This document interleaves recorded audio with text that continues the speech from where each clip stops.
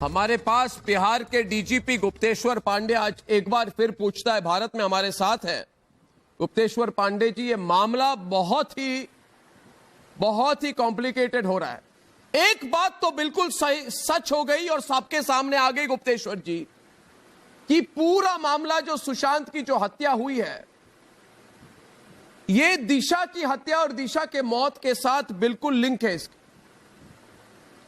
कि दिशा को जिसने मारा वो सुशांत को भी धमकी दे रहे थे, ये बिल्कुल साबित हो गया। और एक और सूत्र से हमने बात की है, जिसकी ऑडियो क्लिपिंग भी हमने दिखाई है, जिसने हमें कहा कि सुशांत बहुत बड़ा प्रेस कॉन्फ्रेंस करने वाला था दिशा की मौत को लेकर।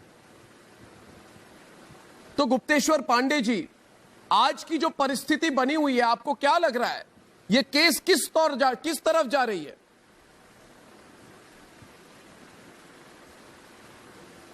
सबसे पहले तरुणों, मैं इस बात के लिए आपको बधाई देता हूं, बहुत बहुत धन्यवाद देता हूं कि आपने इतने जटिल मामले को इतना अपना समय देकर, इतनी मेहनत करके, इतनी गहराई में जाकर के, और जिस तरह से आपने अनुसंधान किया है, जिस तरह आपने साक्ष्य जुटाया है, और जिस तरह से सुशांत के इस तथाकथित आत्महत्या के मामले में और पूरे देश के सामने सच्चाई को सामने लाने में आपने महत्वपूर्ण भूमिका निभाई है, मुझे इस बात का पूरा यकीन है कि आपको पूरा ये देश याद रखेगा। इस बात के लिए ये सुशांत का मामला एक इतिहास बनेगा।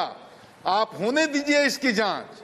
मैं तो एकदम सीधी बात कह रहा हूं कि उसके पिता यहां रहते हैं, कोई भी नहीं है उसके घर में, उसकी मां नहीं है, सुशांत की पत्नी नहीं है, पिता अकेले हैं, लाचार, बीमार। ये जाकर के इस तरह के बड़े बड़े लोगों के साथ मुंबई में मुकदमा लड़ सकते हैं? लीगल उसके एयर हैं, इसलिए उनकी शिकायत पर partial cause of action Patna में इसलिए मुकदमा हुआ। और जब अनुसंधान जाते हैं करने के लिए, तो जिस तरह से फर्स्ट डे से नॉन कॉपरेशन मूवमेंट शुरू होता है, हमने सोचा एक आईपीएस अफसर को भेज देंगे तो निश्चित रूप से स्थिति में परिवर्तन आएगा, सहयोग मिलेगा। लेकिन जाते ही रात में जिस तरह से रहस्यमय ढंग से उसको क्वारंटीन किया जाता है, अपमानित किया जाता है, हाउस अरेस्ट किया जाता है, और दूसरे दिन बहादुरी के साथ प्रेस कॉन्फ्रेंस भी किया जाता है, ओपनली कहा जाता है कि आपको नहीं करने देंगे। और वहां से ये भी हमने देखा है, सुना है पूरे देश ने, सीबीआई को भी नहीं देंगे, बिहार पुलिस को भी नहीं करने देंगे, जो करना है हम ही करेंगे। तो अब तो पूरे देश को लगता है कि इसमें गड़बड़ है। संदेह तो पूरे देश की आवाम को है। और उसमें आप इतना मेहनत करके, जो काम सीबीआई को करना चाहिए, जो काम बिहार पुलिस को करना चाहिए, जो काम मुंबई पुलिस को करना चाहिए, वो तो आधा क्या 100 में से 80% अनुसंधान तो आपने कर लिया, साक्ष्य भी आपने जुटा लिया। और इसके बाद भी लोग अगर कहते हैं कि ये केस सीबीआई को नहीं जाना चाहिए, तो जो लोग ये कहते हैं कि केस सीबीआई को नहीं जाना चाहिए, मतलब उनकी नीयत पर गंभीर सवाल उठता है। और पूरी देश की जनता इस बात को देख रही है कि देश का एक नौजवान पत्रकार पूरी अपनी ताकत के साथ, आपकी कोई रिश्तेदारी नहीं थी सुशांत से, मेरी भी नहीं है, लेकिन देश देख रहा है कि आपके नेतृत्व में आज पूरी मीडिया, देश की मीडिया, सब लोग, आप लीड ले रहे हैं, सब आपका साथ दे रहे हैं। और 130 करोड़ जनता ये इतिहास बनता हुआ देख रही है कि मीडिया के साथ ही भी इस तरह के बड़े बड़े लोगों की बात जहां आएगी और केस को दबाने की कोशिश की जाएगी, तो भारत का चौथा स्तंभ ये मीडिया, ये पीछे नहीं रहेगा। मैं आपको इसके लिए सलाम करता हूं। और मैं इसको ऐसे देखता हूं कि अब कोई बच नहीं पाएगा, चाहे जो भी हो इस घटना में, जो भी हो जिम्मेदार इस मौत का। सीबीआई को केस चला गया, अब कोई बच नहीं पाएगा। समय लग सकता है, लेकिन आपने जितना काम कर लिया है, जो जमीन तैयार कर ली है, अब सीबीआई के लिए भी बहुत आसान हो जाएगा।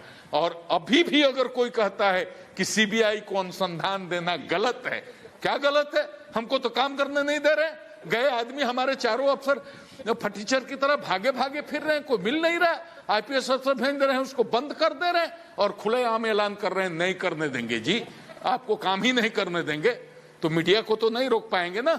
देश की 130 करोड़ जनता को नहीं रोक पाएंगे ना।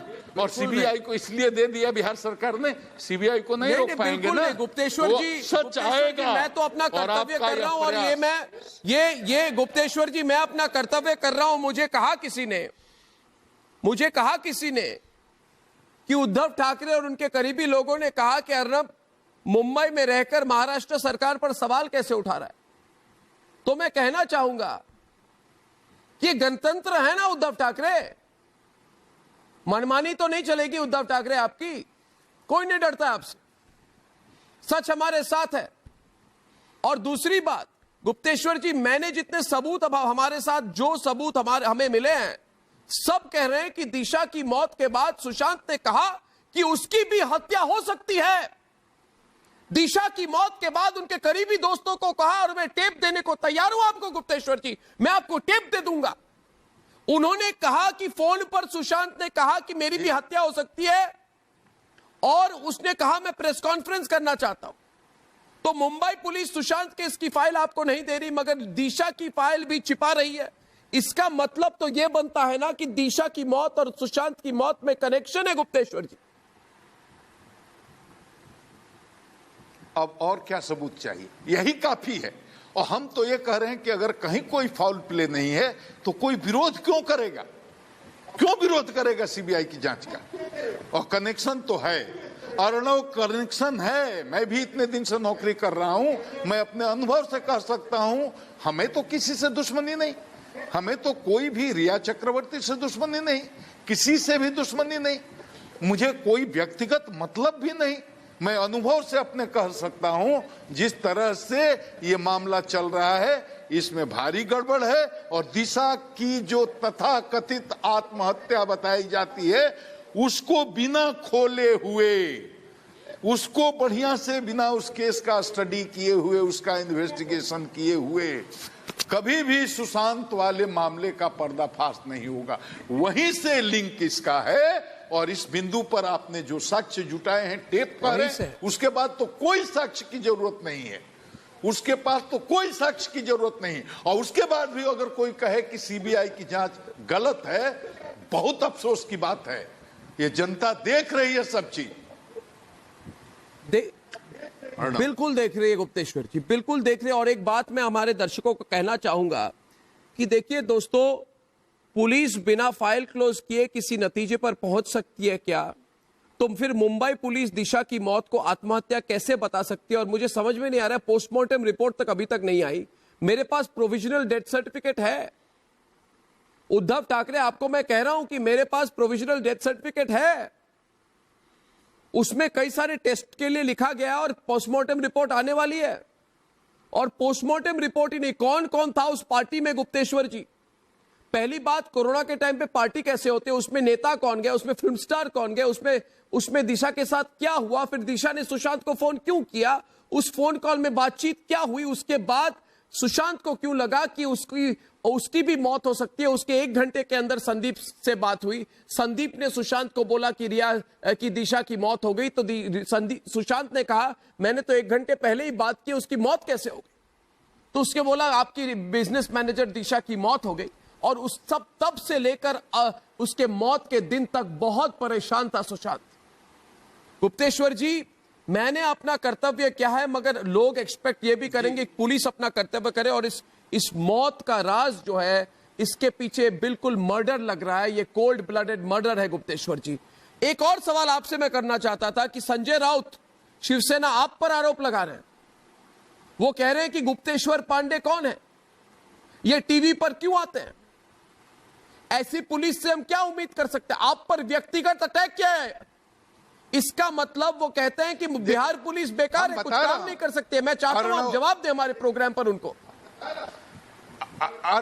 अर्णव जी, मैं क्यों आ रहा हूं बता रहा हूं। बिहार के माननीय मुख्यमंत्री नीतीश कुमार जी से जब 3 दिन पहले यहां के मीडिया के लोगों ने कहा कि इस पर आप बोलिए, तो उन्होंने कहा कि हमारा पक्ष बिहार की तरफ से, बिहार सरकार की तरफ से हमारे डीजीपी गुप्तेश्वर पांडे ही रखेंगे।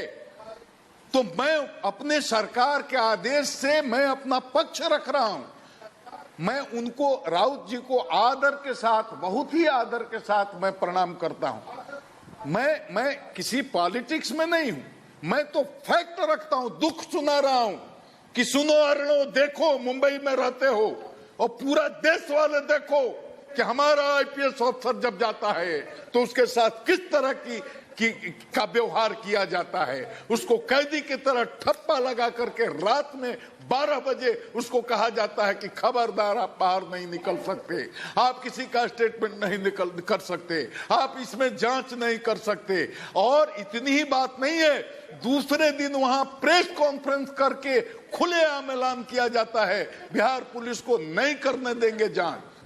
तो हमसे जब प्रतिक्रिया मीडिया मांगेगी तो हम अपने सरकार, अपने मुख्यमंत्री जी के आदेश से ये बात मीडिया के सामने रखता हूं।